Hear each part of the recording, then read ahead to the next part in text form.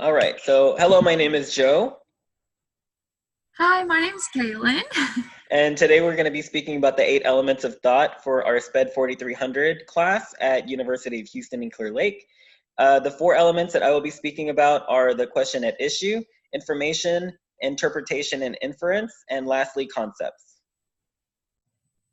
And I will be speaking on purpose, point of view, implications and consequences, and assumptions. Perfect. All right, so I'm going to start off with talking about the question at issue, which is also the question at hand, which is a problem in which we must find a solution to. A typical way to answer these problems is to break it down to smaller sub-questions. However, many of these problems have definitive answers, and those call for many options and opinions. The next one is going to be information. This is strictly facts, data, evidence, and experiences that we're used to help figuring things out. The common questions that are asked about in this portion is, what is the information that I need to answer this question, and how do I know the data is accurate? The next one is going to be the interpretation and inference, or the conclusions that you come across. Inference is also meaning the what comes to mind in order to help you figure out a problem or a solution.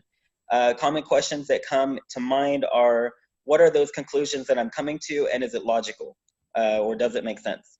The next one is going to be the concepts or ideas, the theories, laws, principles, and hypotheses that we use whenever we're trying to make sense of common questions and problems.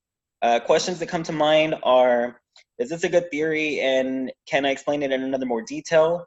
Or what is my main hypothesis, and I implying the proper reasoning, or does it make any sense? So Kaylin is going to talk about her portions now. Yes, good job, Joe. I will be first starting out with the definition of the word or the element, and then I will go into the common questions. So that's kind of how I'm going to break it down. So my first one is purpose, and this is what you're trying to achieve, the motives and intentions. Common questions would be, what is the objective of this assignment? Or asking the children or the students, like, why did you say, or why do you say this? Or just kind of having them, dissect the purpose of the point, if that makes sense. The next one is point of view, making sure that the place which you view something is expressed and you fully consider the other relevant viewpoints. So you're not just, putting a wall up to what everyone else, views, and you're making sure just that everyone is valued in that. Mm-hmm. So the common questions for that one is, am I having difficulty viewing a situation from a different viewpoint that I maybe disagree with or even agree with? Like, just make sure you go from both sides. Do I study viewpoints to challenge myself?